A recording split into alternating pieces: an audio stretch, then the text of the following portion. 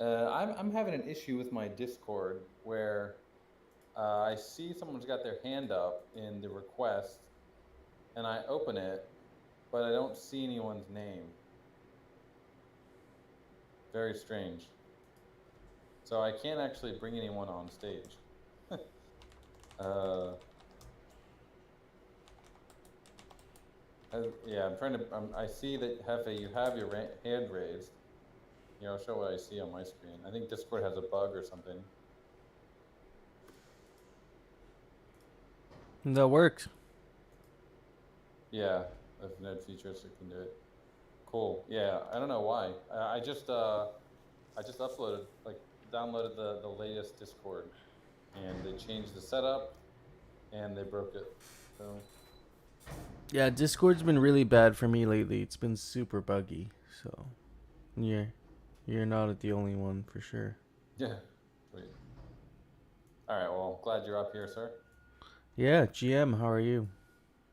Good. There's Been a been nice Sunday.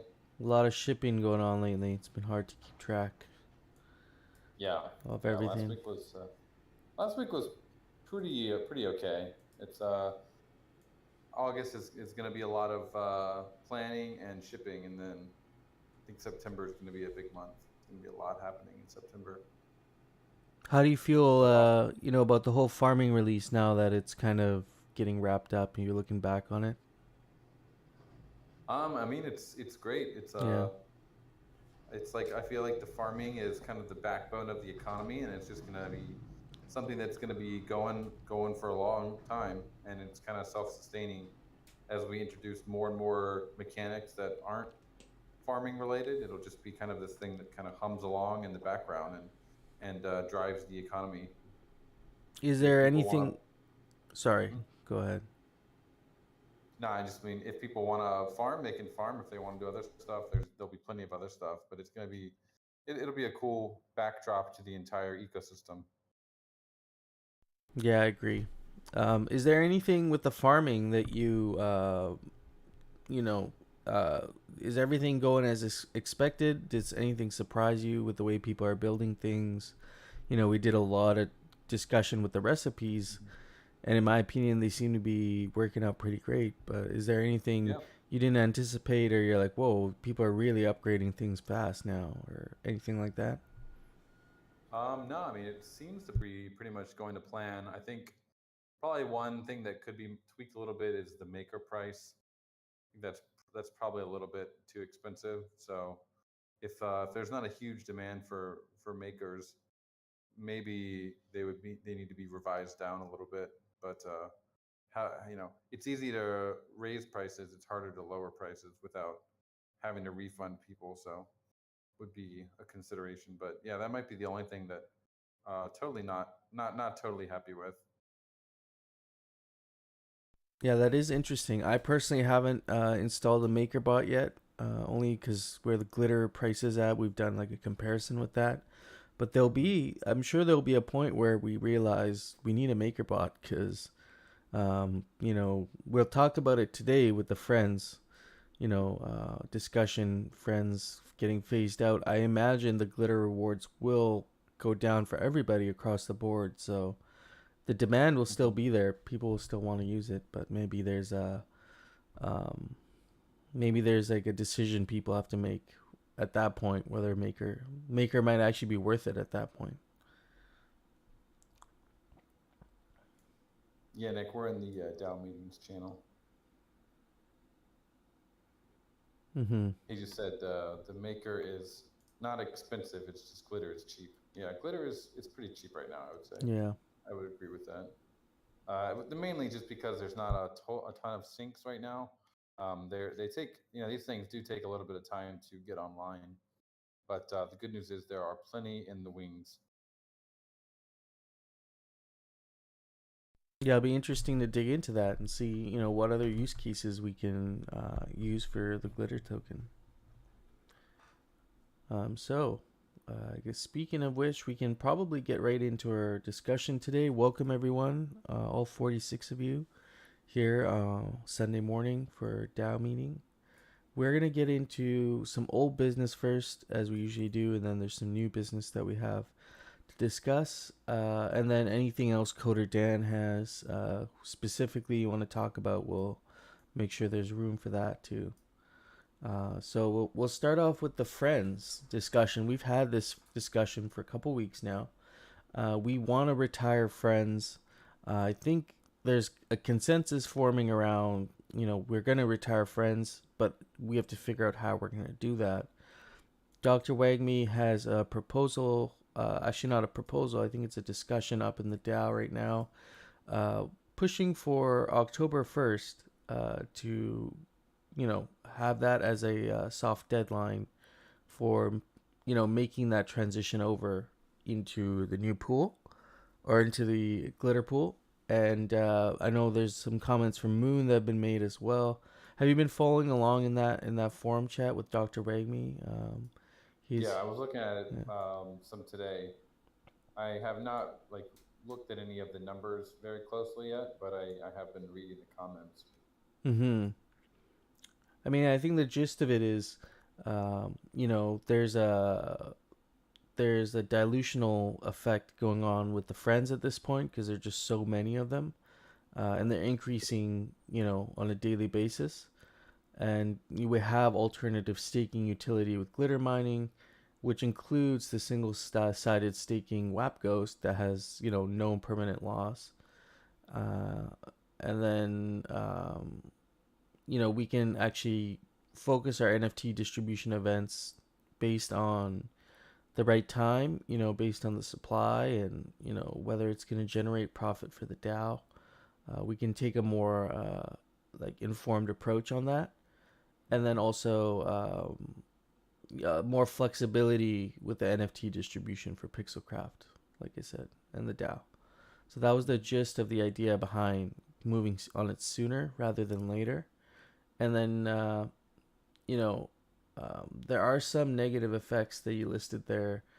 I highly recommend checking out the Miro board. I see Hardcore's posting it up there actually with Moon and the numbers. But definitely check out those, counterpoint reasons why maybe, it wouldn't be a good idea. Some of them including like a liquidity provider impact, um, you know, um, current raffle ticket and friends holders might be affected.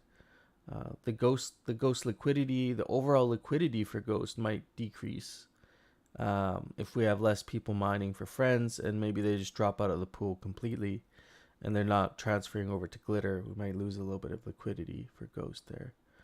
Um, and so there's solutions all proposed for those as well, but I recommend checking out his full proposal because it's a little bit lengthy to read all the way through. And then Moon also, Hardcore's posted there in the chat, and Moon's also chimed in with potentially as a transition to move to consolidate some of the other pairs from previous partnerships, Ghost Weath, I think Ghost Quick, and Ghost Matic, and consolidate them into Ghost USDC, which I think still has the high staking in it for friends, if I'm correct. So moving that liquidity over, into one consolidated pool instead of having the liquidity, dispersed throughout like 2 or 3 different projects.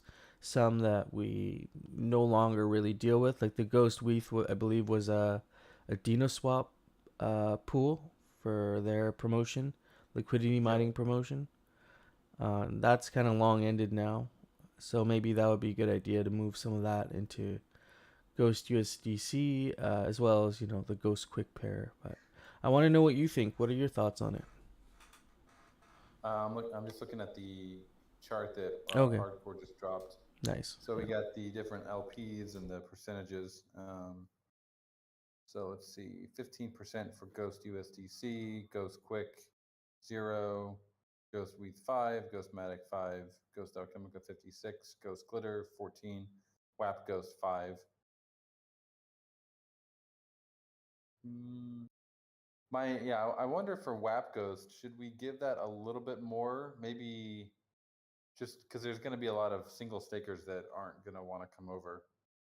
If I mean, they might, but the dilution of that pool will be the heaviest because you got all these single stakers that might want to come over. If we make them choose between, I guess the three options would be LPing with some of the pairs, uh, getting a low yield with WAP Ghost, or selling Ghost. It would be. I'm curious how many of them would just sell their Ghost.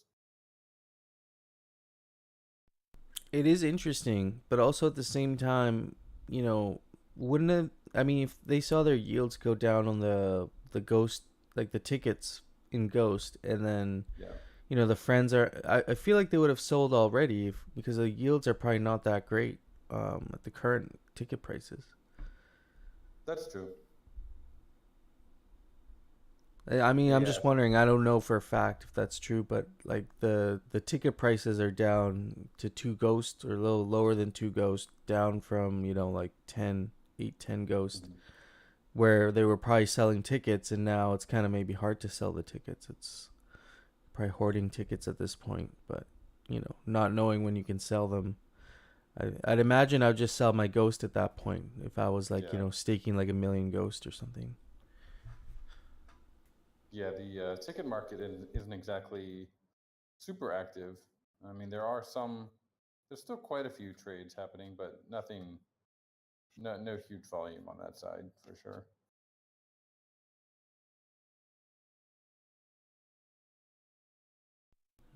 Yeah, But yeah, yeah, as exactly. Hardcore says, there's a what can I do with my friends in the forum post yesterday.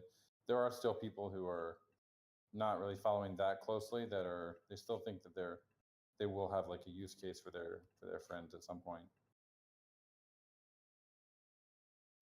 Do you have some ideas for like a big event that would, or a few different ideas maybe for some events that would really absorb all these tickets being minted out? I think the first step is to kind of lower the flow, right? Tamper Yeah, down the flow of the friends I'm being minted. so pretty much every call we've had, I've said at the point that we have now, we're basically past the point of return in terms of doing like one big event that can suck up all the friends because the EV, it would be so high for that event. It would just be. I mean, at this point, we're probably at five. I would estimate we used to have this like glitter friend staking subgraph, but it just takes forever to sync.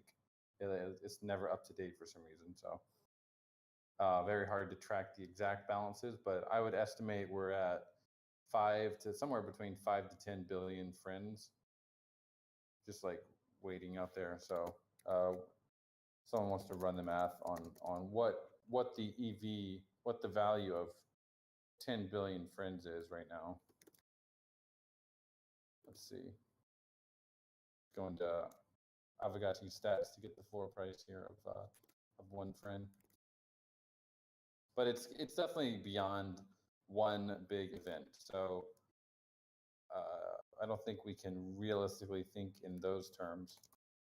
Okay, it looks like one friend is roughly 0. Let's see, 0.000256 ghosts per friend. So if we do 10 billion,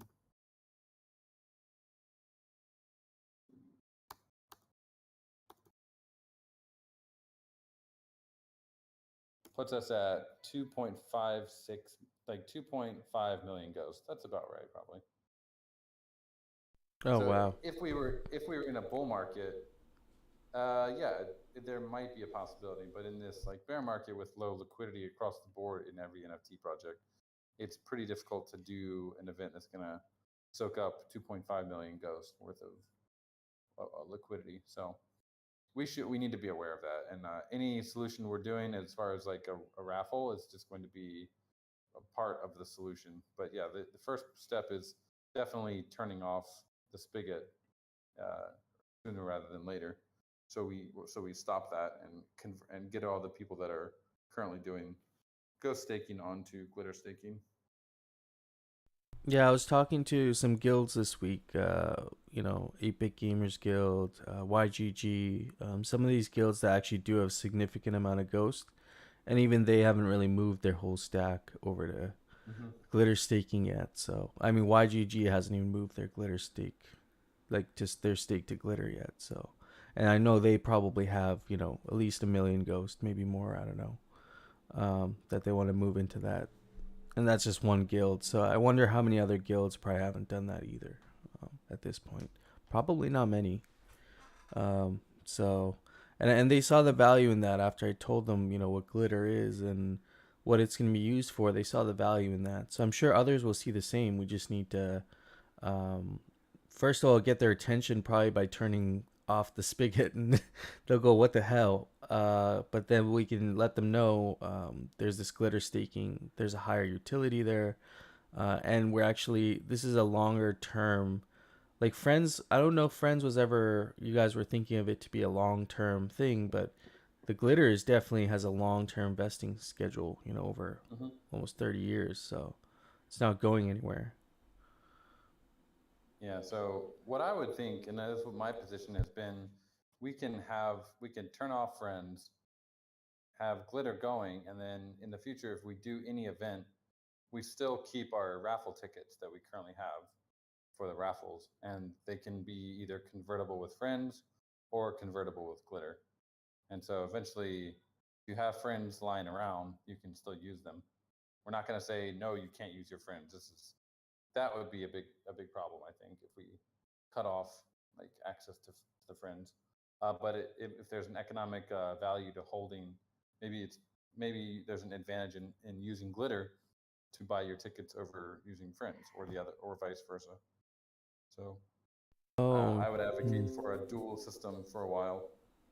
And you were saying there might be some ARB opportunities and let the market take care of the inefficiencies, you know, Yep. between the two. Yeah, you're just using raffle tickets as an ARB opportunity for a while. So all we really need to decide is what the conversion ratio of Glitter to tickets would be.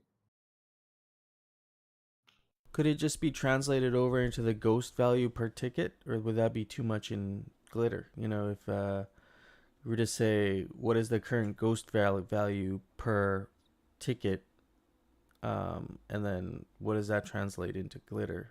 Would that be, or would that be kind of an unfair Be estimate? very open to manipulation, because the tickets are not a very liquid market, so someone could easily manipulate that.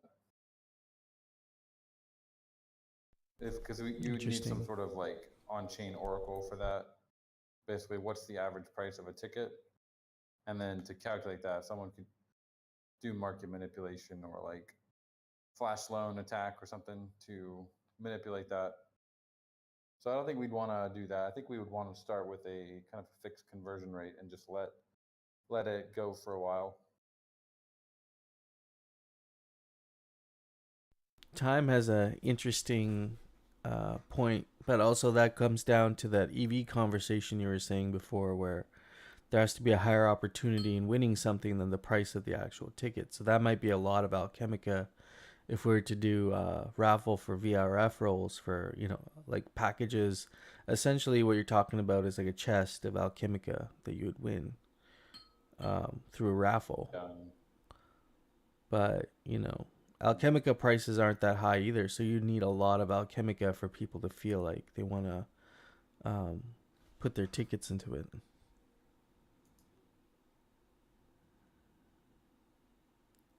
Raffle by raffle approach to distribution. I mean, Coder Dan, what are your thoughts on, you know, saying we're working on glitter tickets? You know, we're not gonna, you know, jump into it right away. We'll figure out what the appropriate price per ticket in glitter would be. But for now, you know, we have raffle tickets in circulation. We're not going to allow new minting of raffle tickets to enter circulation. So you just let the market kind of, you know, sort itself out with the current tickets that are out there, whether people are going to be buying them or whether a bunch of people will sell their tickets. Probably not. If we say you can't mint any more friends tickets, people might just start hanging on to them because you'll need them for the next raffle, or you just won't have tickets, or you'll have to go to wait, the but market to buy tickets. so what would happen? All the people that have used like they have their stockpile of friends, they would just be out of luck for a while. Well, maybe we could put the announcement out. You know, you have 2 weeks or whatever to mint out as many tickets as you can with all your Uh, friends, and then you just stop producing friends with your stake. Would that be a little bit too dramatic? Probably. I don't know.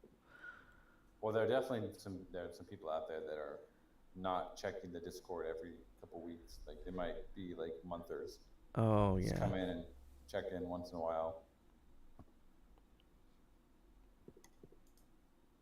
What's this thing Hardcore's posted here? Is this some raffle thing someone else has created? Like it looks like a UI for like side raffles or something. Yeah, I mean they're a very new protocol. I don't know how much overlap there is between us and them. But yeah, in general, I would not advocate for a solution that sets a strong deadline on when you need to use your friends by. Okay. Yeah, so maybe, you know, that October 1st hard deadline maybe might not be the best, but I also kind of agree with Dr. Wagme that moving on it sooner than later is better. Well, no, Just that would be those are two different things. okay. The October 1st deadline is saying after October 1st, you're not going to earn any more friends for a staking ghost. But the friends that you have already can still be redeemed. I see what you're saying. And just give people that opportunity over time to make their way over to Glitter. It'll just be more appealing Yep. to do that. It's the only game in town now.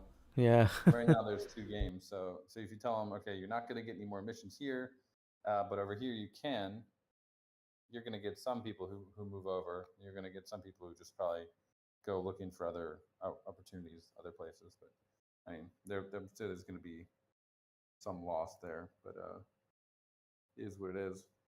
Yeah, but you know, good thing is there aren't that many opportunities in the market right now. I mean, with buying things there is, but not so much you know, staking pools where you can earn a really nice APY are kind of disappearing. Where we still have something substantial there. Yeah. Okay. And how do people feel about moving the liquidity around for the current um, ghost pairs for friends? Like moving, you know, especially the Ghost Weave, Ghost Quick, Ghost Matic, those ones from previous partnerships that have maybe not as much liquidity anyway, but you know, just to consolidate it into Ghost USDC. Is that I think something? what Moon was saying, he was proposing we just completely get rid of those pairs. It sounds like because they're kind of on QuickSwap, especially they sometimes lead to like inefficient routing, I guess. Yeah, And then like Ghostmatic is on Sushi Swap, which I don't even know if their team is still doing anything. I don't really know what Sushi Swap is yeah. doing. I have no idea. There's a lot going on over there. A lot of shuffling. So we'd be basically consolidating to Ghost USDC and then a bunch of the Alchemica and Glitter pairs. Sounds like Ghostmatic. I think a lot of people like holding that one, right? Because you want to hold both tokens. Yeah, I haven't done the Ghostmatic before, but I guess yeah. Tommy Gotchi says he uses it, Ghostmatic. But yeah, Ghost Weave is probably pretty necessary at this point. But Ghostmatic, it is on Sushi Swap, so it's like a totally different exchange. Doesn't really help us on Quick Swap. Yeah,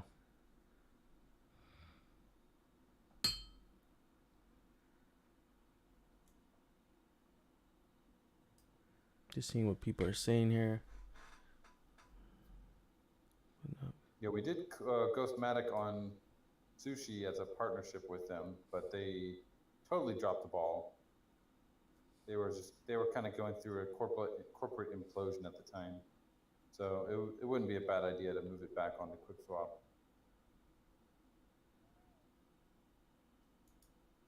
Dystopia. Is there a Dystopia Ghost staking pool? I think we just approved something for that, didn't we? Or that was DYST with another pair.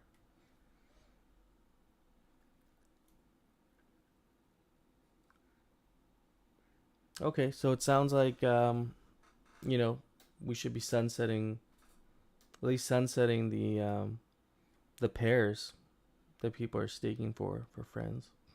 Some of them, and you know, um, maybe we can try and do a push to promote the Ghost Glitter pools a bit. Promote the staking pairs and show people the obvious why it's obvious to switch. I mean, Glitter's gonna have a higher utility. I'm assuming because of the limited supply per block, it should, if demand keeps increasing, it should have a higher price point in the future. So it's good to make that move now for those people even coming in over from the friends pools.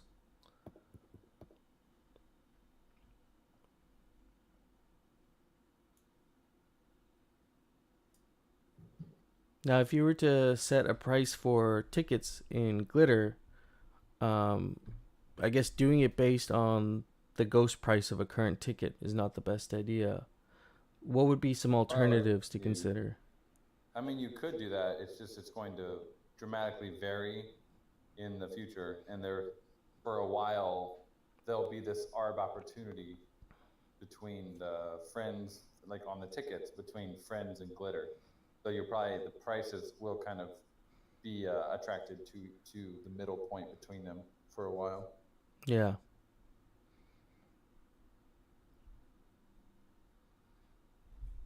There's no other great way to do it without having like using an on-chain like a QAP, like an on-chain oracle, or having like a Chainlink oracle set up for.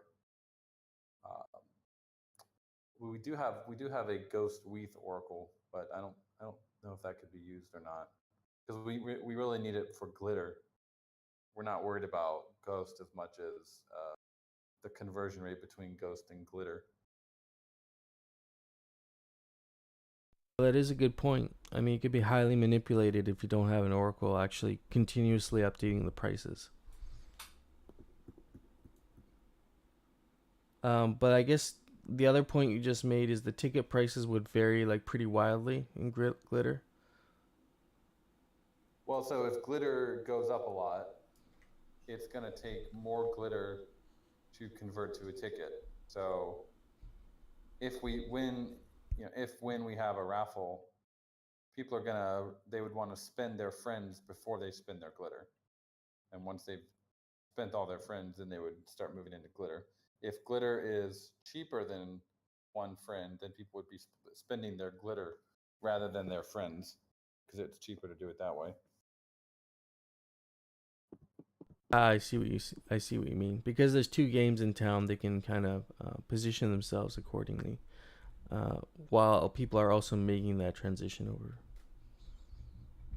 Or you might be staking in both pools, just collecting both.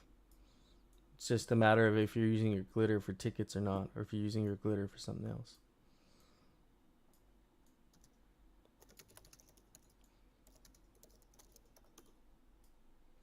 Yeah, so you could basically convert your friends into tickets or your Glitter into tickets. Yeah. Okay. What do people think about that? You can just convert your tickets either way, Glitter or friends, but you have to choose.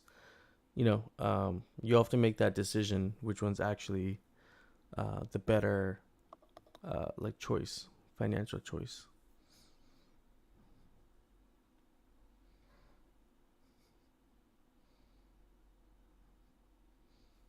And so, these tickets visually, would they look the same? The Glitter tickets and the friends tickets, they'd be the exact same ticket, just be purchased two different ways, essentially.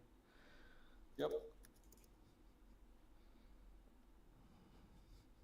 Yeah, before you buy in a ticket, you basically just eyeball the price of Glitter and versus friends and pick whichever one you thought was a better deal. They would be the same ticket. We're not going to have two different ticket types. Yeah, right. That makes sense. No, yeah, they wouldn't be a separate ticket entity. And Do you, we are preparing a raffle event, still under wraps, but I can tell you, I can guarantee you, it's not going to be something that's worth 2.5 million ghosts. it's, it's just not realistic at this point to do that. Like maybe I don't even know how to, if I can estimate it, 250K, maybe 500K ghost. okay, yeah, that's gonna put just a dent in it, but nothing significant. What if we had spend 10 million ghosts? That's 10 million friends. You get an hour call with Coder Dan, or like someone on the team, or like some other thing that's not related to an NFT asset. That would be kind of cool, actually. Like, are there other ways that we can spend our friends that don't involve minting NFTs? Merch is obviously one of them. The bad thing about merch is that it actually costs us to build, like to print it and ship it. So if we take friends, we're basically losing money on that. What do you think about, as a DAO, if we decide to get some really cool NFT one of ones made? We can reach out to some artists. I know we have some artists in our community too, but we could also reach out to some, maybe well known ones even. We could do a couple Bin Lagons. We could do a couple. I know we reach out to some artists that are known in the space and see if they want to do an Aavegotchi themed piece. You might be surprised. There might be something in the works. Oh, yeah. I mean, something really people go crazy for a NFT that you can display on your parcel. That's a one of one, Aavegotchi themed by someone well known, or it doesn't have to be someone well known specifically, but maybe even in our community. I'd love to own a Bin Laden one of one NFT that I paid, 5 million friends for or something. Be really cool. I just jumped up really quick because I want to say, Coder Dan, would you and Jesse consider releasing some of that music that you guys made in the past as NFTs for us to buy? Maybe I have to. He's got all the files for him. Maybe. I mean, it's not like we did a couple studio recordings. They're okay. Like they're not mastered like super amazing, but they're good. They're fun to listen to.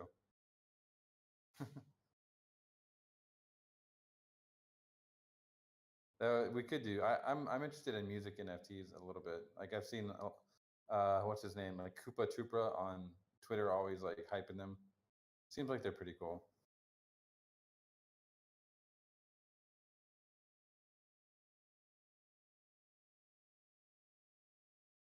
Oh yeah. So yeah, maybe some alternative use cases like that would be Yeah. pretty sweet. Maybe what if I guess it wouldn't be that feasible, but if anyone in the Discord if you want to partner with Aavegotchi, you gotta pony up 10 million friends or something to get a call with Moon. But they wouldn't have friends, so it wouldn't really work. But there's access is like one way. There could be something with that.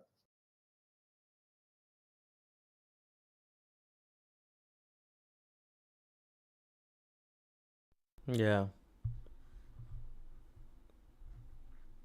There was this So I also. think I mean there's going to be ways to finish them off. I think we just need to decide as a community, are we ready to do this and switch over to glitter, and then there are going to be things to raffle coming up soon. So again, they're not going to blow up all the supply, but they'll definitely take a chunk of it, and over time there'll just be fewer and fewer friends to deal with. Ooh, special commission Zbot pieces. I like that. No future. That's a good idea. I like that. I know Zbot makes some other art too, so maybe. Real says, seems like glitter tickets are going to have the same issue as fringe tickets, inflationary raffle events. Yeah, but you don't the thing with friends is that you only have one way to spend them. So if you make the financial decision to spend your glitter on tickets, like you could have done something else with them. There's going to be other use cases for glitter that aren't just converting them into tickets. Whereas with friends, the only thing you could do with them was to do tickets. So if you choose to become a ticket bag holder, that's like purely your choice because you want to speculate on the ticket market. Whereas right now, the only thing you can do with your friends is to do that.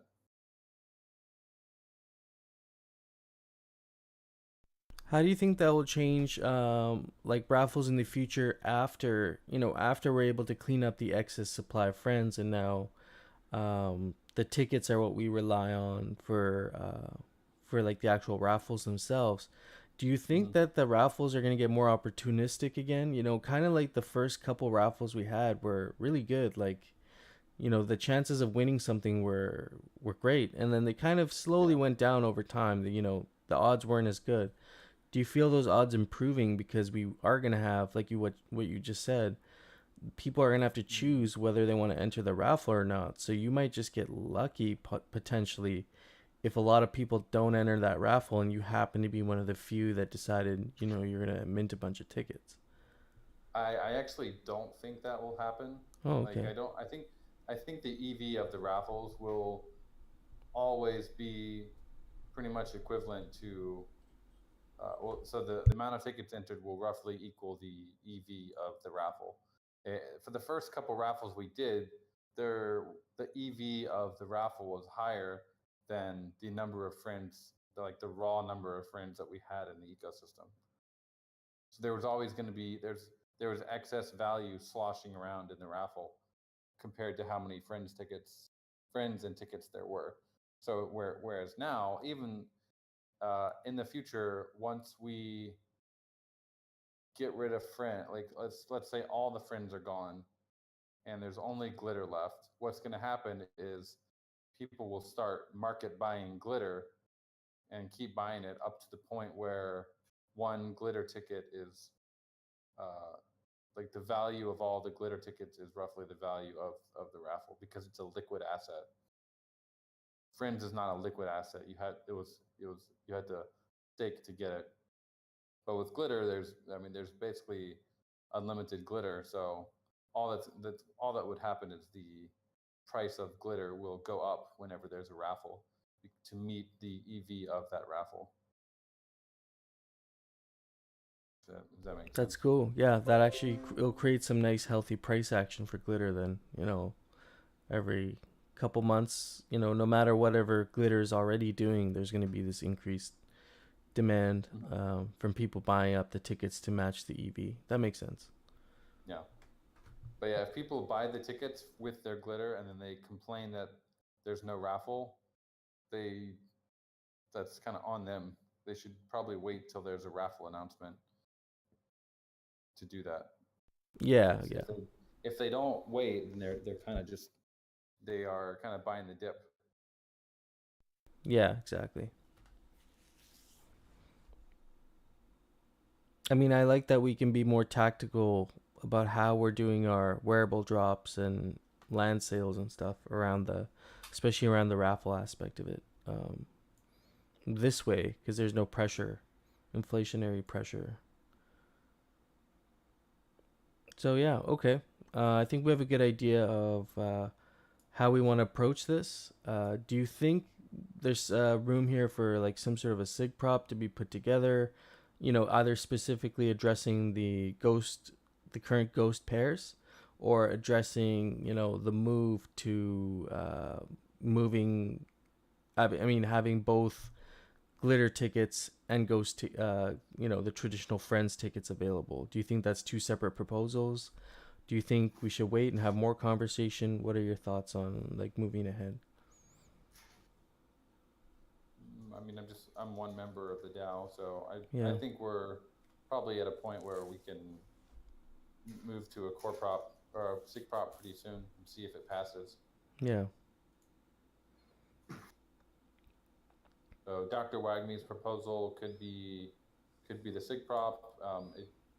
I don't think we probably don't need to include the liquidity stuff. That could probably be its own SIG prop.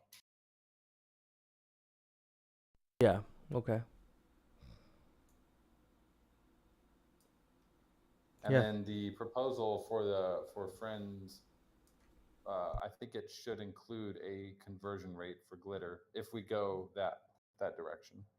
It should say any proposal like that needs to be fully actionable by us, so we can take that information and update the contract with it. And yeah, it could be a longer. Typically, we do 7 days for a proposal. Maybe it could be a little bit longer. Give everyone more time to weigh in. 100%.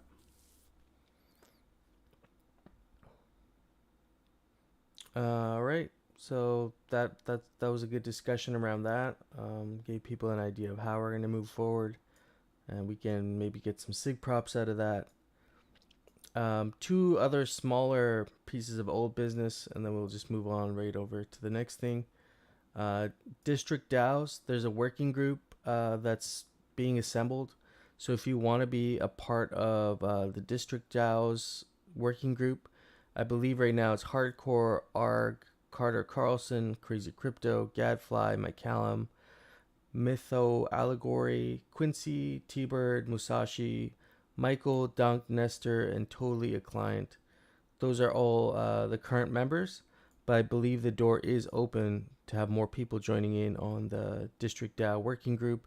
Get your opinion in there around how you see District DAOs operating. This is the early stages, the early conversations around District DAOs. I know it mentions on the Miro board there, Moloch DAOs are the open source core of all the solutions being tested. So I guess I don't know much about Moloch DAO, but I believe it's Musashi who's very familiar with this. I was talking to this with Hardcore earlier in DMs, but my impression of Moloch DAO is that it's good for organizations where the members are going to pay tribute, and the organization is going to be kind of stable. And generally there's going to be a body of members, and if those members want to leave, they should rage quit. Is that pretty much accurate as far as what Moloch DAO in its kind of current form is? Are there any major differences? I mean, the process is you set up the organization, people pay tribute. If they're not happy with it, they rage quit. If that's, I think it's generally accurate, or no? He says somewhat.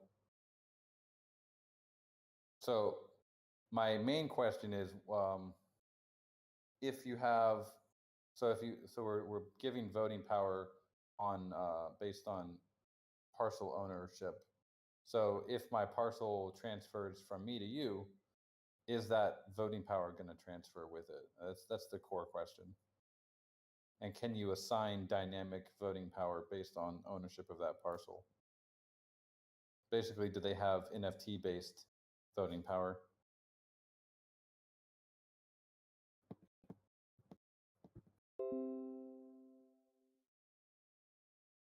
Just waiting for Musashi, if you want, if you're free to come up. I do have some questions about it, and I can't invite anyone else on stage, unfortunately. Am I able to pull them up?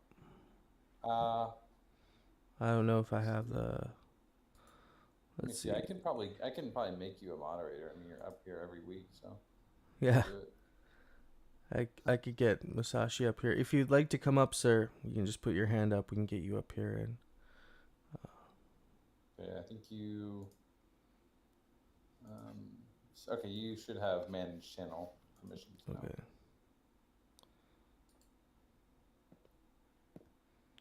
Invite.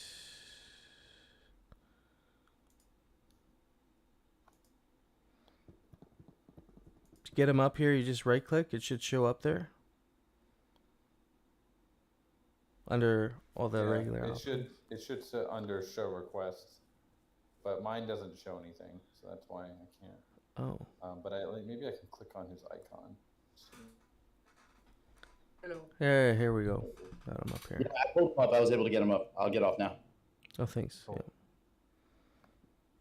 Yeah. I don't want to belabor this too long, but I'm really just curious about the functionality of Moloch and whether it's suitable for NFT based voting power, which is kind of what we need in a solution. Right, so they don't currently have direct NFT voting power, but according to shares and loot, you can assign any voting power as needed. But they are about to release version 3, which has a lot of new functionalities, including different types of like escrow wallets that will really help us out as guilds. Is that Tribute DAO or is that separate from Moloch? That was Moloch. I was looking at Tribute DAO last night a lot, and it seems like almost everything was exactly the same except for everything was kind of really just like a different name, maybe a different function, but almost the same. Like the coupons, that just seemed like a simple whitelisting issue. Yeah, I mean, it was made by the same guys, and I think they were trying to address some of the issues of Moloch V2. But yeah, I guess Moloch, they're also working on a V3. Yeah, Deacon Bro is currently testing out version 3. I think I'm gonna test some of it myself. I'll let you know what new stuff they've added. Okay, so NFT access is planned for V3 or not? Because if it's not, it's like, what are they doing?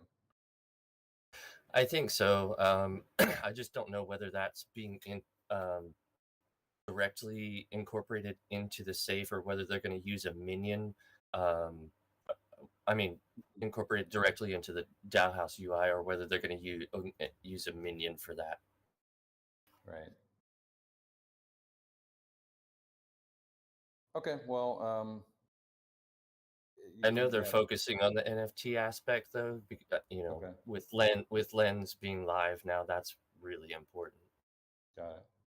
Okay. Cool. Yeah. So I mean, as long as we can dynamically like assign a certain number of voting power or shares or loot, whatever, based on ownership of certain NFTs, which is kind of based on the metadata of the NFT. So like if you own one humble, you might have one vote, where if you have one reasonable, maybe you have 4 votes, four shares.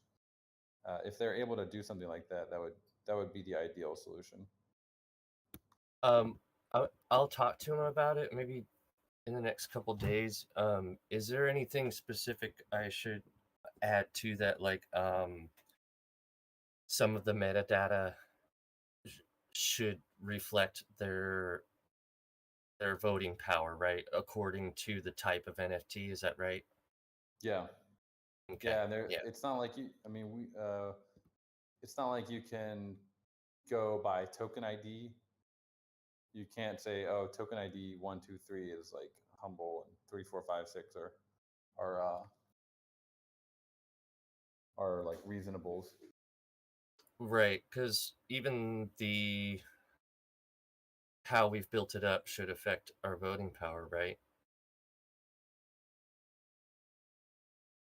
Yeah. So yeah, they would need to have on their contract side. They'd need to look and I've been looking into a solution as well. Since kind of perusing around different solutions for like on-chain voting. This is one that I found. Let me find it here again. It seems pretty interesting. It's a way to do on-chain voting with a Merkle tree. So if anyone wants to look into this, might be. I've been looking into it a little bit, but I haven't played with it yet. So the issue with on-chain voting is that every time the NFT changes hands, you do this thing called checkpointing, where you basically store that account's voting power on chain, which is, it's not that heavy, but it does add up over a while to be kind of heavy. So I think what this library is trying to do is to have a snapshot taken when the vote is created. It's like an on-chain snapshot using a Merkle tree.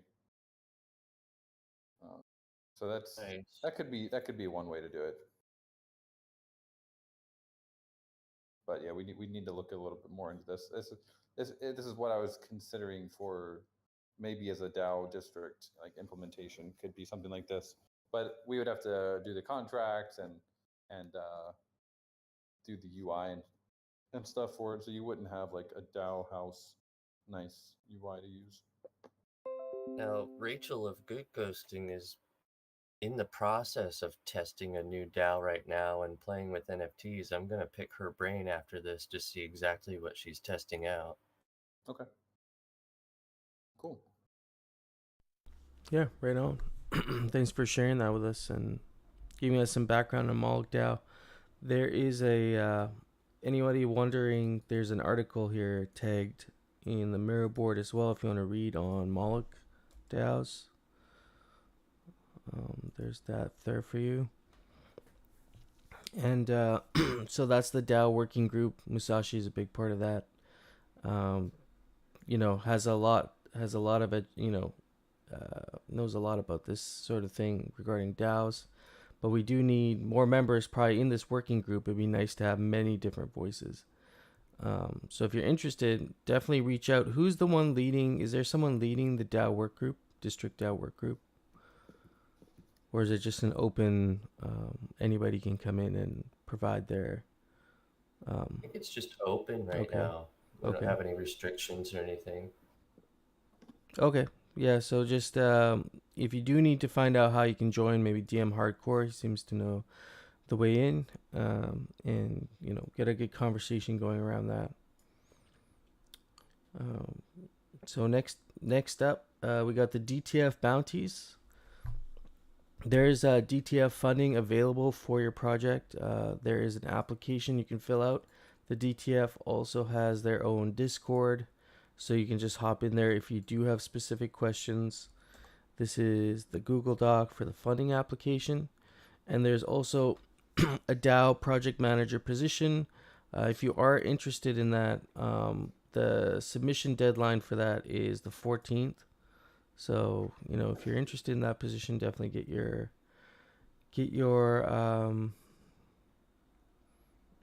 application in. This is the posting right here. Cool.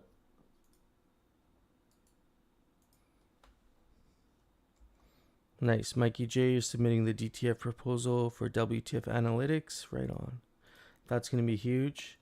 Again, with task forces, that is something that we want to continue growing. We want to make sure that there's a framework for task forces to be productive.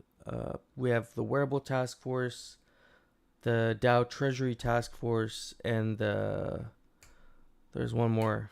I can't remember it now. The Friends task force. Friends task force, but that's going to be probably the glitter task force eventually, I'd imagine.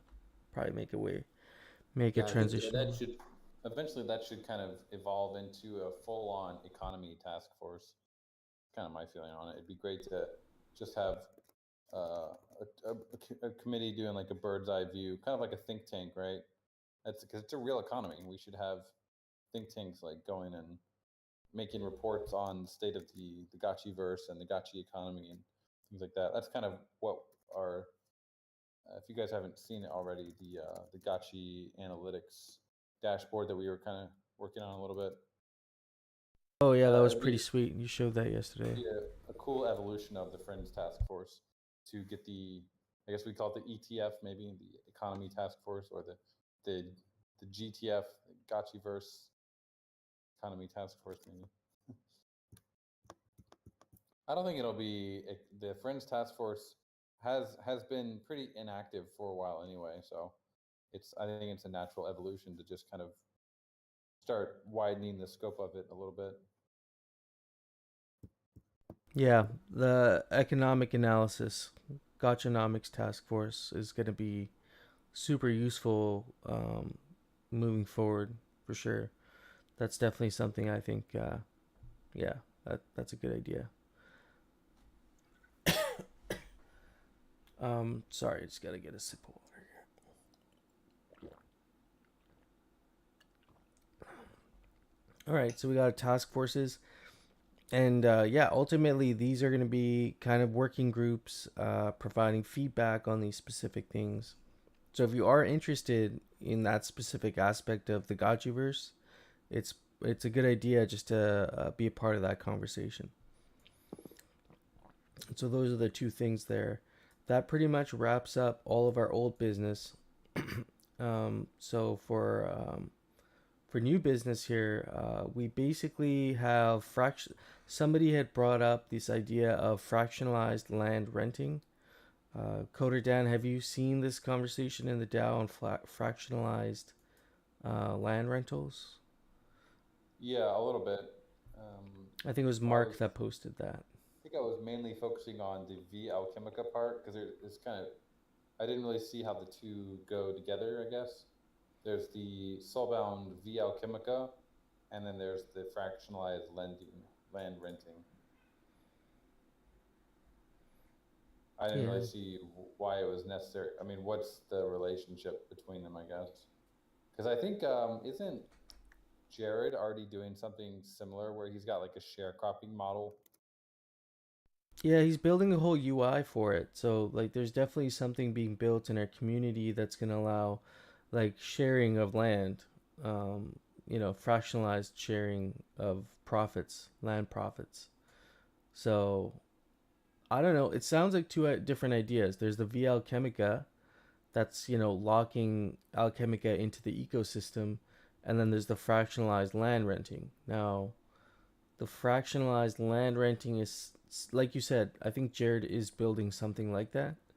So we should probably look into that, see to what extent his tool is going to be used, and then decide as a DAO if we really need to move forward on anything in regarding fractionalized land renting. It might just be a community, might be a community built DApp that we can use.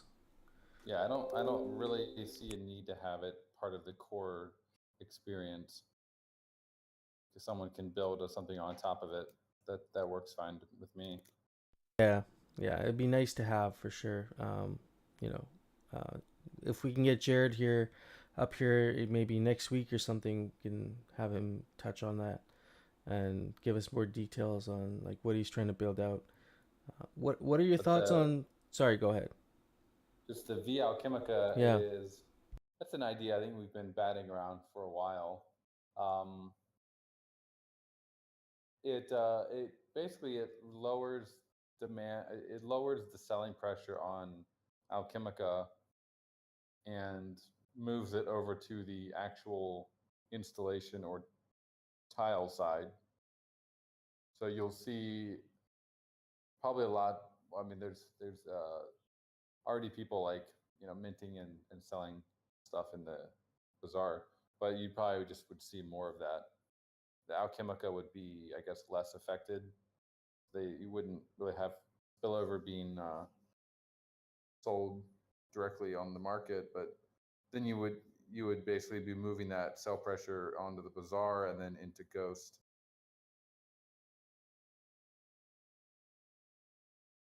That's interesting. I don't know if it's like a good idea or bad idea or just like a waste of time to do.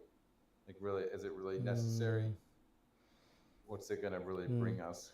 Well, my thoughts are with V Alchemica, if it's locked into the ecosystem, if there is sell pressure, like you said, it'll find its way into other parts of the ecosystem. People will always be willing to sell something else than if they can't sell Alchemica. Or alternatively, what if there's like a vesting period on the Alchemica? So it is VALC for so long, X amount of time, and then it does become liquid after a certain period of time, after a specific like vesting period. Maybe it's 7 days, maybe it's 2 weeks. I don't know, maybe a month.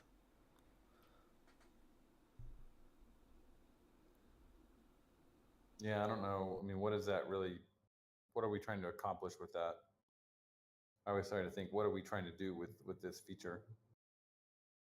I guess it really only makes sense if we have scholars or if we have people coming in just to farm the Alchemica, which we don't have as like a primary problem right now because we don't have any scholars, picking up Alchemica and doing that. So I think this would only be relevant in that case when you have non-asset holders being a significant part of our ecosystem, which they're not right now. That would be the only thing, the use case I would see for that, for vGhost or via Alchemica. Let's see what you guys think. What do you guys think about V Alchemica? An illiquid token that you can't dump. We would just have to make sure that we have like a lot of sinks for it, and that they're sinks that are going to have demand in the market, because otherwise these scholars are just going to get a bunch of V Alchemica and buy them. Like, what if, probably won't happen as much in the future, but what if there's just nothing for them to spend it on? I don't know. I think it's a not necessarily a thing that we need to be concerned about too much, because if we eventually do get the console cartridge model or whatever we want to call it, they'll be incentivized to spend anyway on stuff. Yeah, I kind of agree with you on that. There's just no obvious use case for it.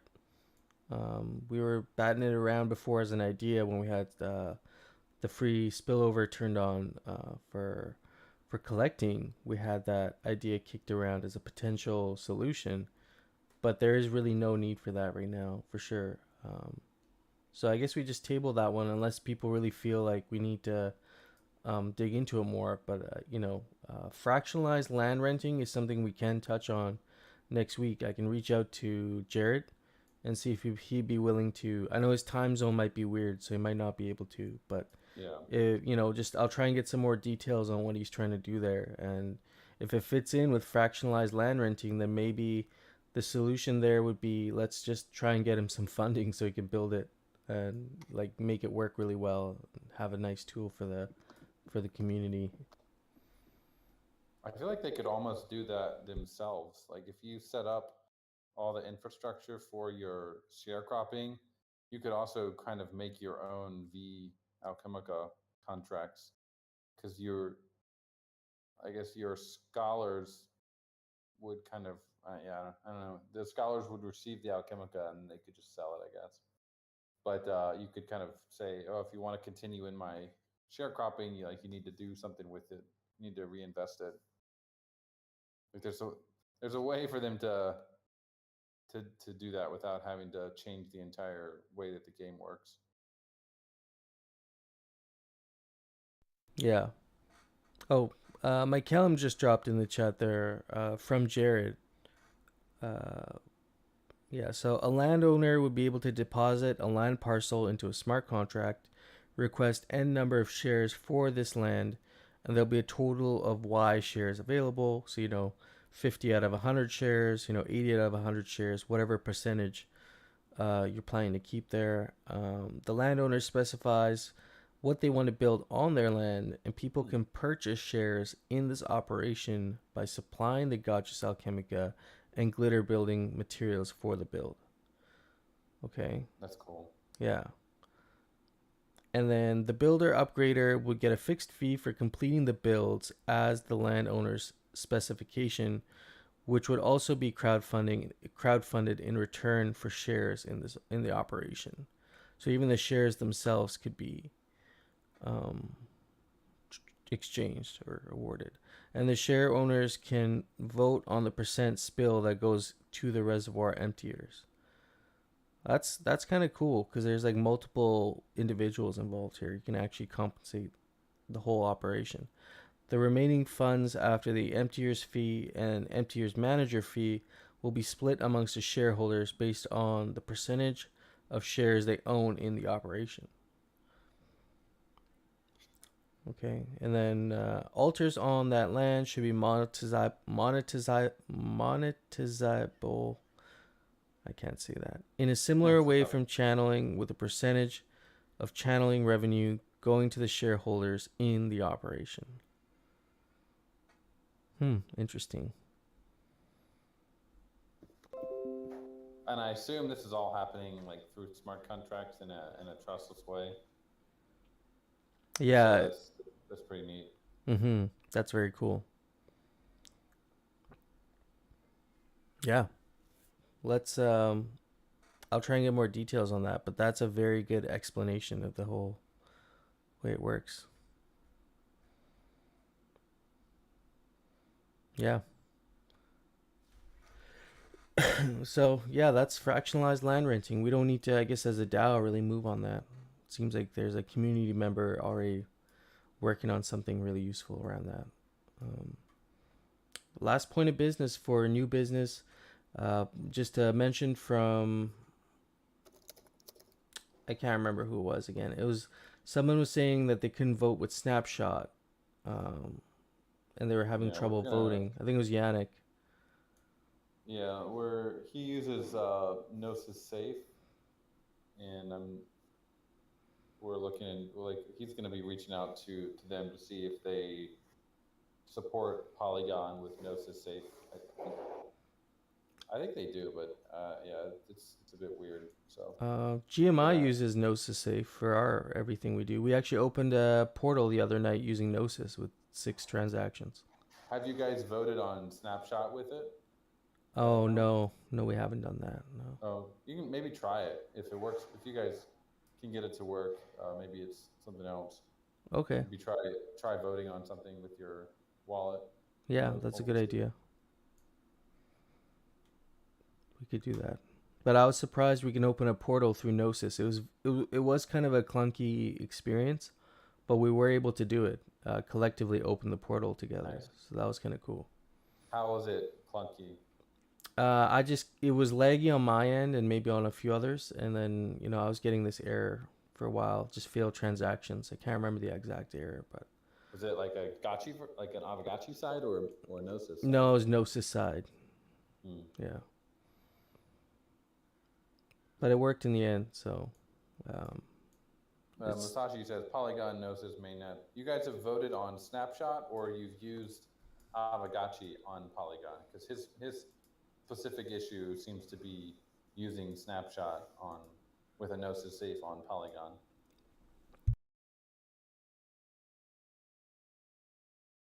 Okay.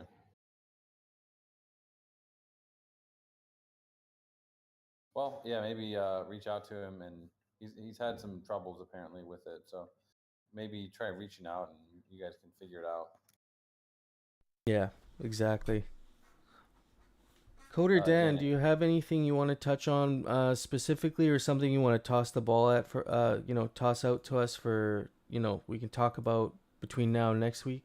Is there anything you want to discuss? Anything pressing? Probably a good time, just not maybe this week, but maybe this week, or not tonight, but maybe this week we can start kind of going back to the eyes discussion and figuring out what we want to do with those. That could be one topic, and then maybe liquidity provision for how the DAO wants to handle all the Alchemica that it has. Does it want to do anything with that or not? The what? Sorry, I didn't catch that last part. The liquidity provision. Oh, liquidity. Providing liquidity on QuickSwap for just to help kind of boost liquidity for the Alchemicas. Yeah. Do you think we'll need a SIG prop or any sort of proposal for boosting the liquidity? I guess we will, but yeah, probably would. I would have. Okay. Yeah, the iTrates discussion's an interesting one as well. I posted the thread there. It's still very much active, so feel free to jump in there and provide your insights. Yeah, we've been busy on all of the numbers for a lot of the wearables and traits, and the eyes have just been kind of a question mark. I've been mulling them over for a while, but nothing like cohesive yet. Do you want to throw some ideas out for what you think of eyes? I know we're all going to have our own opinions, but how do you see the eye traits being either used or displayed somehow in the Gotchiverse? I don't have anything super cohesive at this point yet. Okay. I've been racking my brain also just to think of different kind of aesthetic only use cases. I mean, the original use case was kind of related to inertia movement and kind of how your gotchi drives in the gotchiverse, like how it feels. And that's actually something we'll be experimenting with soon, with pretty soon, is the adding in gravity and inertia. So we'll see. I mean, it's going to be fun to have that live for us to test and to see, is this something that could be potentially fun as a mechanic for eyes. I mean, Yeah. maybe it's not. Maybe it's just like, no, you know what? It's not a good fit. But Yeah. like adding in inertia will be pretty interesting, just for eventually when we have gotchi racing. Ooh, Where the Gotchi gotchi race Racing. cars. That's gonna be fun. Yeah, I think originally the eyes, I think it was eye color or eye shape. One of them was acceleration, deceleration, and the other side was vision, like zoom, which these were all decisions made before the Gotchiverse was even really live. So now that we kind of know what it feels like to be in the Gotchiverse, it could be there. Maybe there's some room to explore that or not. Oh yeah, for sure. And I mean, there was even some talk in the old initial publication for the Gotchiverse to have the what is it? The high matching collateral eyes would have special traits. Is that something you're still thinking about or no? Was that kind of off Yeah, the those are table? kind of like add-ons. We're focusing on the core stuff right now Mm-hmm. to just make sure that the core numbers aren't broken, and then those are kind of subtle tweaks that will be made. But the difficult part of the eyes is that people have like attached so much meaning to them that if we just try to put numbers like, oh, you get 10% more attack damage or something, it kind of feels like it's not really worth what people have kind of the value that people have placed on them.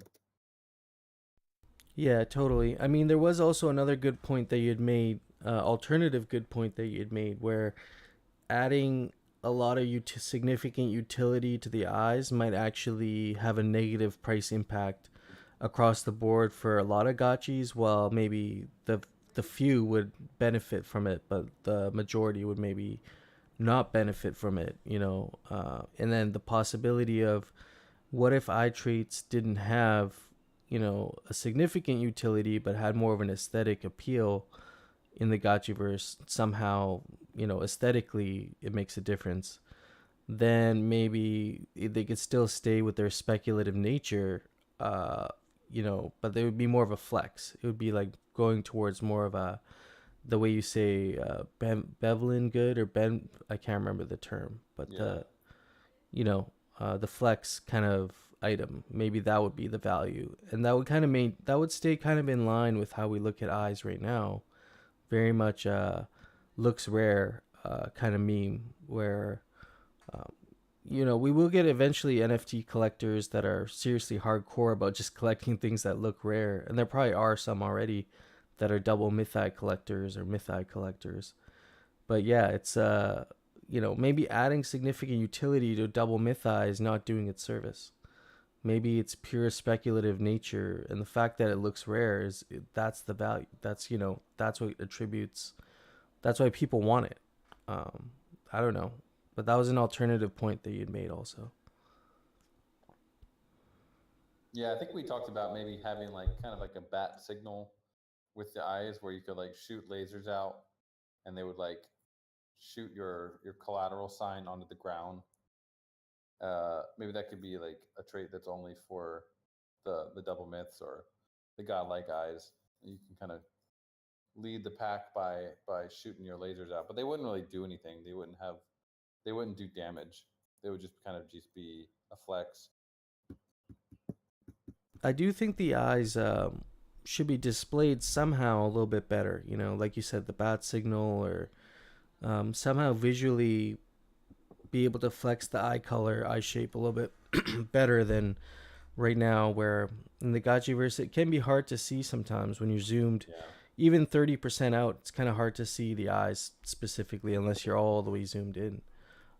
So maybe, I mean, I had this idea of specifically addressing eye color could be attached to the text when you're typing in Gotchiverse chat.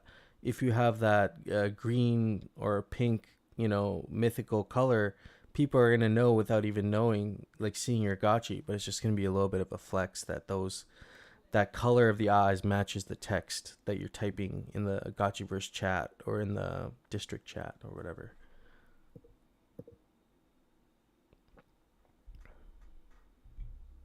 Musashi says eyes should affect the fog of war. It's actually a good point. We haven't really implemented it, but there could be a fog of war in Aavegotchi, in the Citadel and everywhere. It hasn't been something we've really experimented with much, but it could be something that you could have. That's be a very big game mechanic, big change to the game.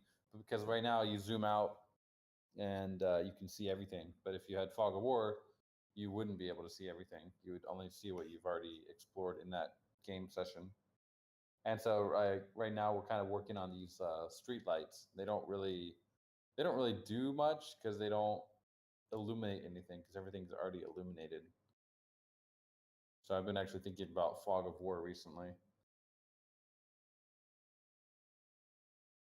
I like the fog of war idea as well. I think it's going to make like battle, even when we're looking at all the Aavegotchi traits in terms of battle right now. Even with battle, it'd be really cool out in the grid where you might have to select a Gotchi with a certain level of eye shape or eye color, you know, to be able to see properly while you're out there.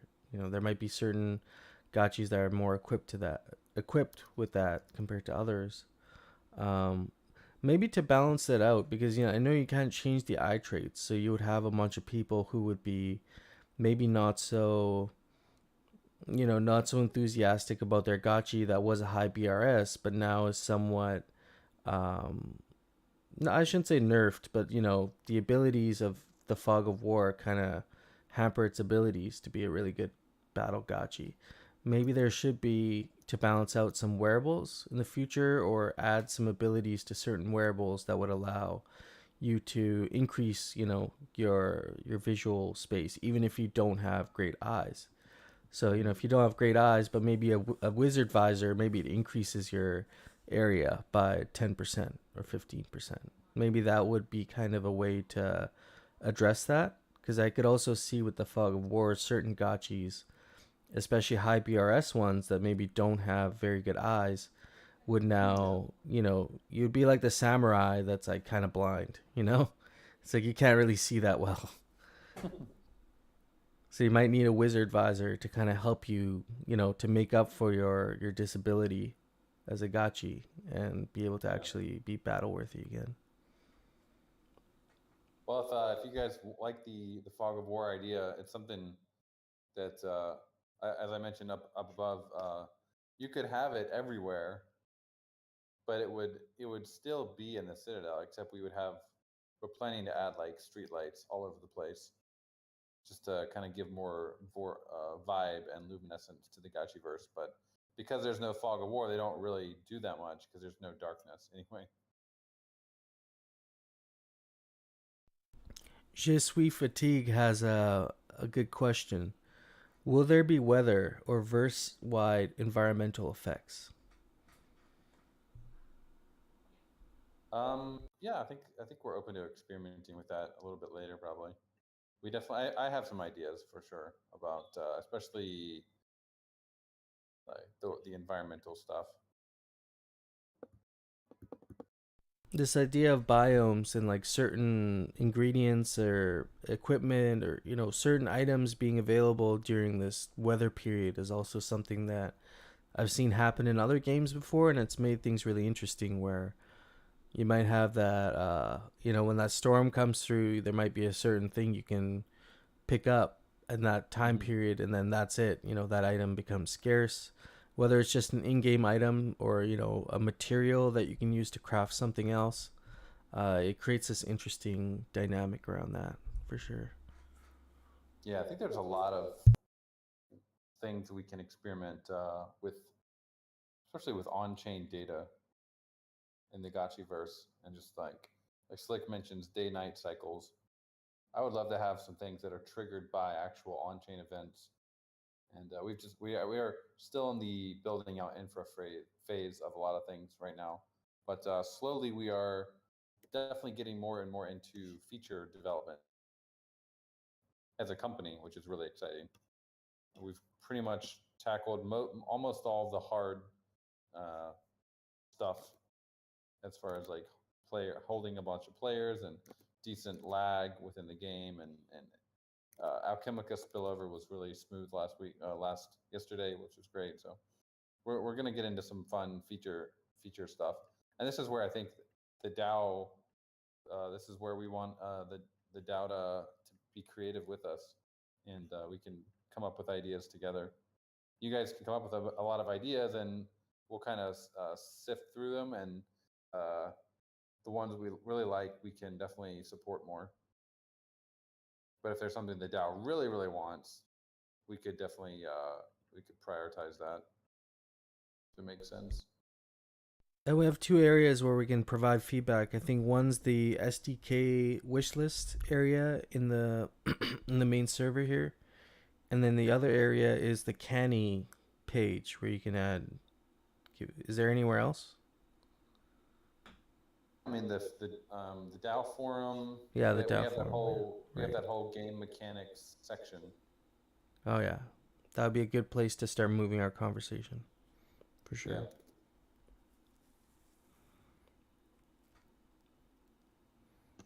Okay, yeah, well that Canny is a good spot. I definitely am looking at that. Do you have the Canny link to post? I don't know where it is. I don't have the link for that. It's also pinned in the feature requests channel. There we go. Oh, Canny.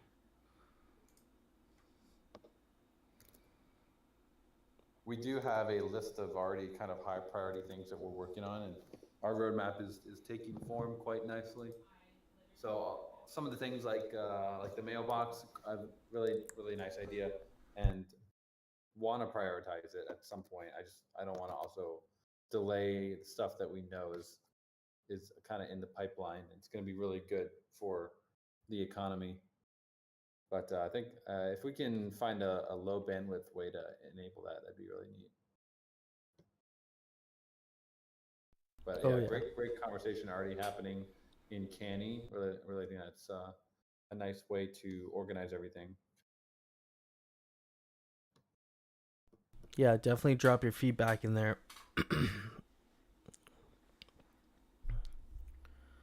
I was gonna say one thing I want to drop from yesterday's conversation. We started talking about it a little bit. Is how we want to treat other NFT communities, as far as allowing them to come in and like give what kind of permissions we want to give them in the game. Obviously, you can't join the game as a Bored Ape and go pick up spillover like that's or channel Alchemica. That's definitely not going to happen. But once we, like I was saying yesterday, when we have the NFT displays, it's going to be actually a really cool opportunity to go and reach out to other communities and be like, hey, would you like to get whitelisted for your NFT display?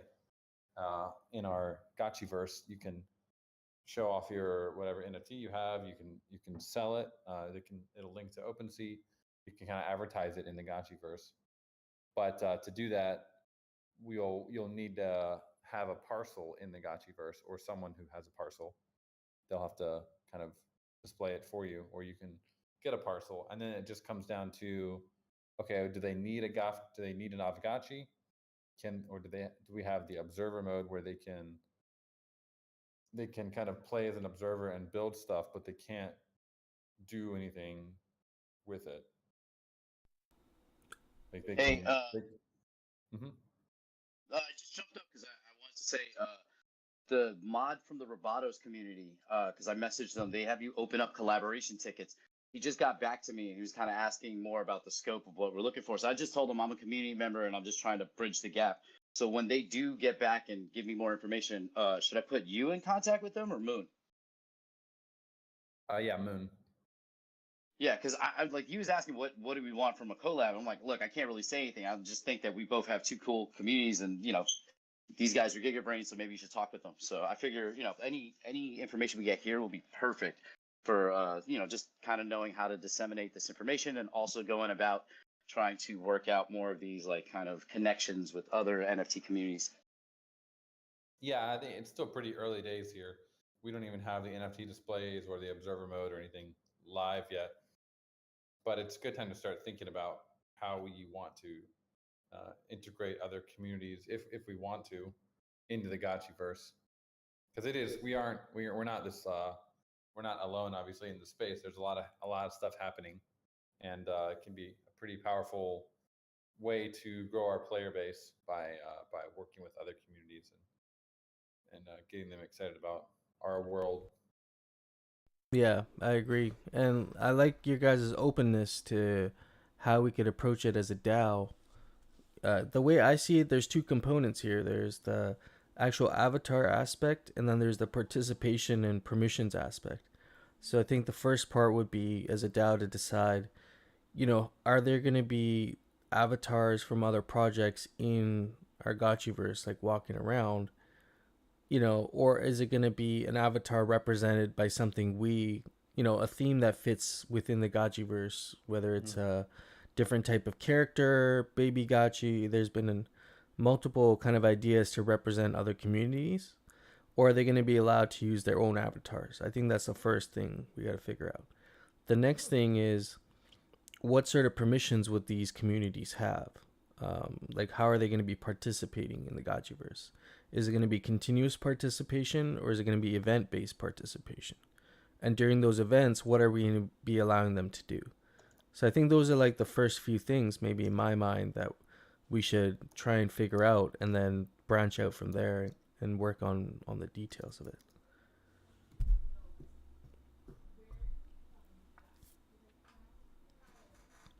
Let's see what people have to say. I mean, we could have a worldwide Web3 style experience, I don't know what, if that's the vision for the Gotchiverse, to have like a Kong running around with a punk and a Bored Ape and then a Gotchi. I just don't know if that was the vision, but let's see what the community has to say. Do you guys think these communities should be represented through one of our characters, whether we design a character for them as an observer or as a participant, or maybe there's some alternative character idea that we have? Yeah, I think aesthetically, I look at web and I'm like, it looks like just kind of a mess. I mean, what they've done is super cool, but aesthetically, I look at it, and it's just like so much stuff walking around, and it looks totally bizarre, which is kind of the appeal for some people. But from aesthetically, we should be more. We want to have kind of a tighter aesthetic and keep everything more our Gotchi style. We also have to think about the lore too. So if we are going to be doing a worldwide Web3, how does that fit in with the Gotchiverse lore, being Gotchi, Aavegotchis being the souls of the liquidated from the realm, from the the ether realm, coming now to the Gotchiverse as Aavegotchi. So how are these other NFT avatars going to get here? Why are they here? Why are they in the Gotchiverse? I think that needs to be addressed as well. That's not easy to address. Yep. No, for sure. I've been thinking about that quite a bit.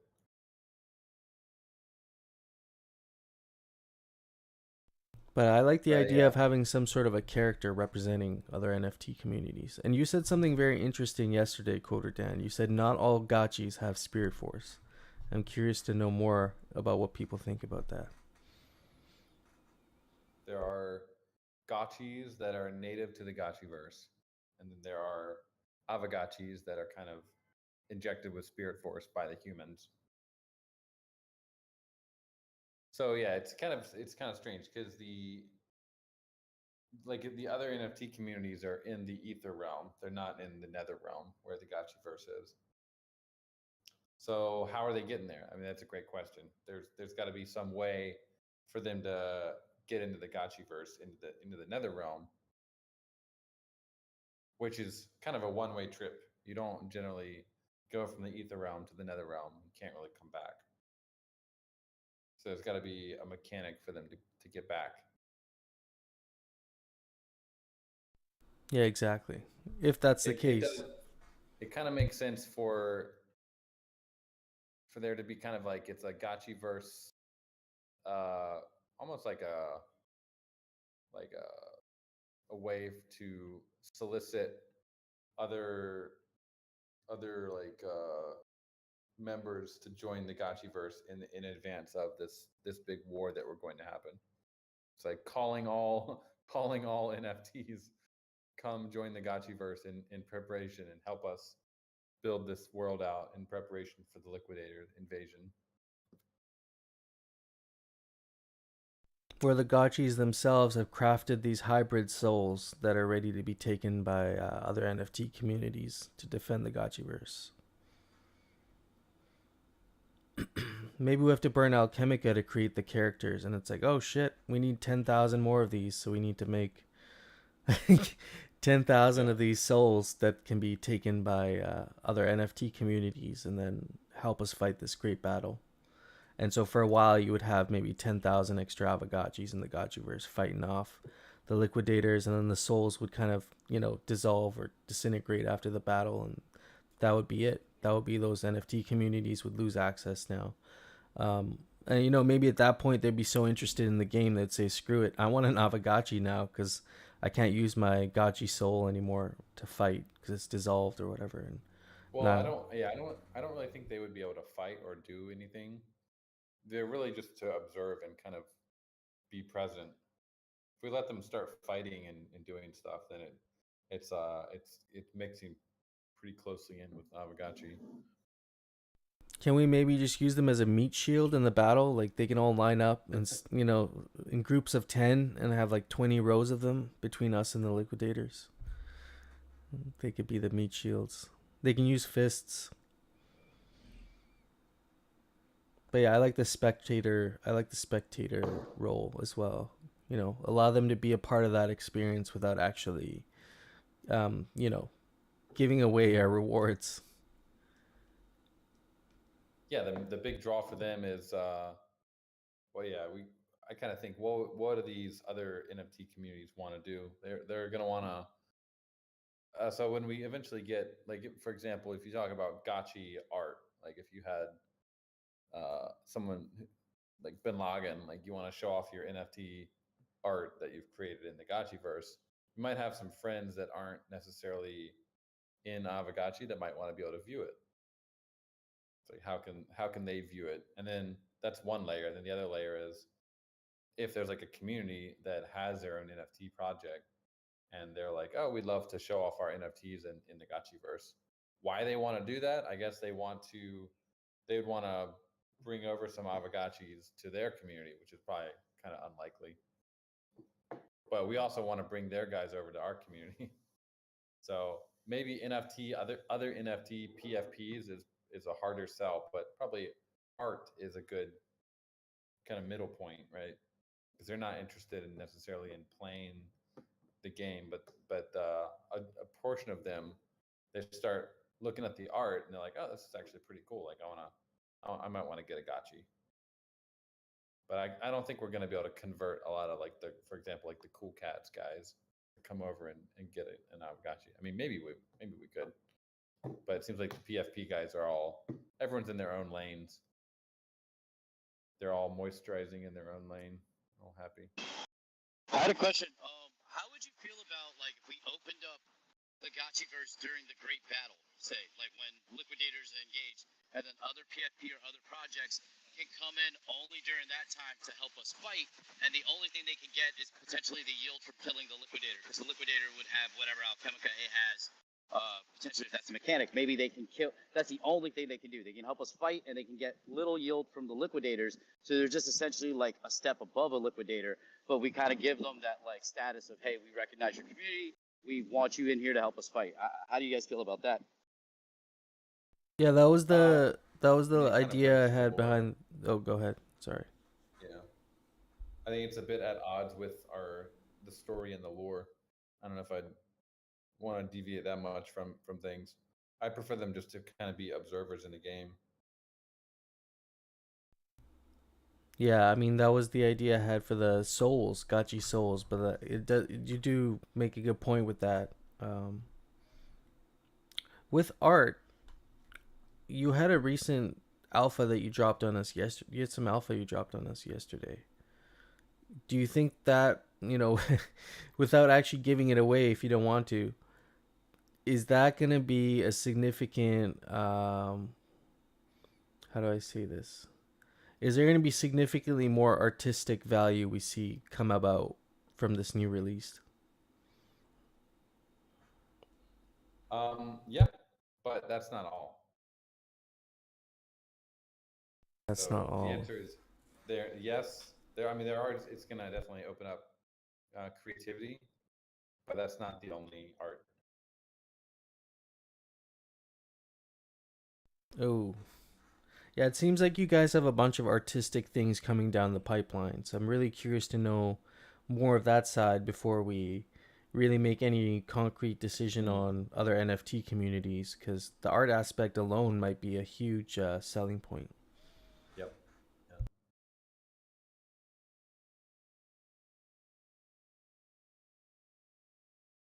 Cool. Any other things you guys would like to go over? Otherwise, I'll probably sign off for the night here. Just a quick Phantasm says he really likes the yeah. the vampire attack on CryptoKitties. I do think that would actually be pretty fun.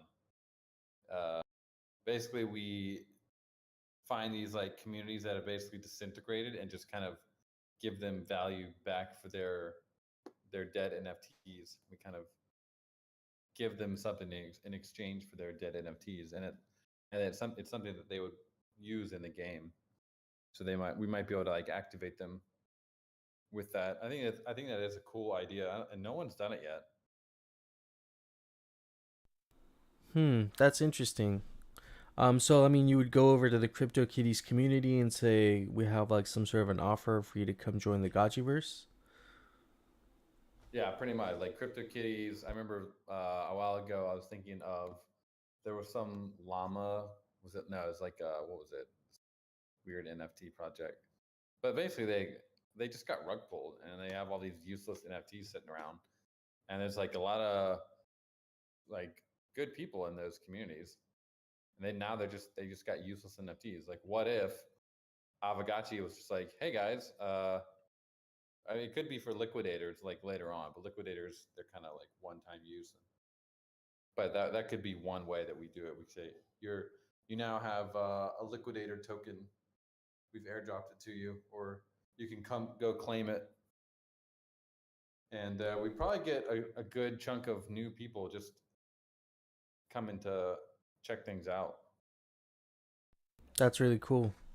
See, in my mind, I was kind of thinking of like the Gotchi pet adoption program. So we'd start adopting CryptoKitties for the pet slot. This would basically give us your liquidate your NFTs. Like they're basically useless to you now. It's kind of a vampire. I don't know if it's a vampire attack, but it's like a sacrificial pit basically for all the worthless NFTs out there. You got to burn it, and then we give you like a liquidator token in exchange, or some other kind of semi-valuable thing. Yeah, I like it. Billy Bishop with the coming in with a question on cartridges. Do you think cartridges could be something we give out as well once we, Could be, yeah. yeah, as a potential, like you say, a little token of come check us out. We're over here on Polygon.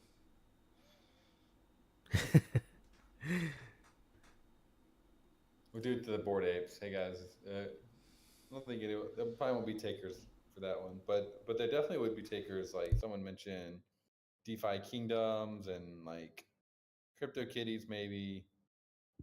Basically, all these like zombie NFT projects can be resurrected in the Gotchiverse. Yeah, it's a good idea. There's more than a few. Axes. There's too many axes. Yeah, I mean, We do you can do want it all. 20 more? Do you want 20 million more players in the Gotchiverse? If you do, then Axie might be it. Any project that has active breeding, probably not a good idea to do that with. This is more for the 10K rug pull NFT ones. Yeah. Okay, I mean, there's just two other little things to touch on. The VP for AM Ghost, WAP Ghost, and Glitter Staking. I guess that will be implemented soon if it hasn't already, right?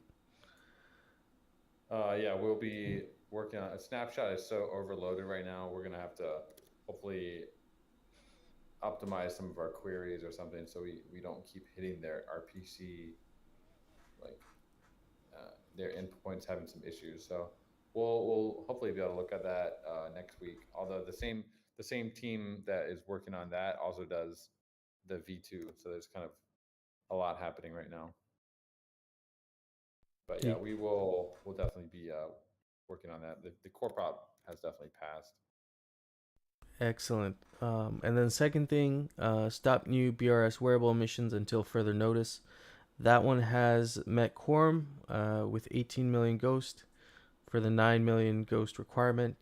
And there are still 3 days left on that proposal. So if you want that XP, go and get your vote in for that. But we already know it's gonna be a go for that one. So we can we'll be stopping the new BRS wearable emissions till we figure out our path forward with that. So that's good. Pensky says we could turn axes into decorations. That actually is kind of a funny thing. There are some NFT projects out there like Just Bricks, or like they probably wouldn't sacrifice it because those things are worth a lot, but it could be. Maybe there's some like rug pull NFT projects that are kind of like decorations. It's like having that. It's like having the stuffed bass on your wall. You can have the stuffed Axie on the wall in your lodge. Yeah, but that's pretty much. I mean, the NFT display will do the same thing, and you don't have to burn your NFT. So, well, yeah, everyone can think about that, and don't tell any other communities about this idea because it's such a good idea. We just need to figure out the exact way we want to implement it. I think the moment we do, I think it'll be a big moment for Aavegotchi. Yeah, it's a nod to all the ones that got left behind, but we don't want to leave them behind. Axies could be like alc pinatas. Put the spillover inside them. Interesting. Yeah, a lot of interesting ideas here today. Let's keep the conversation going. If you have some interesting ideas on eyes, that's something we definitely want to dig into for next week.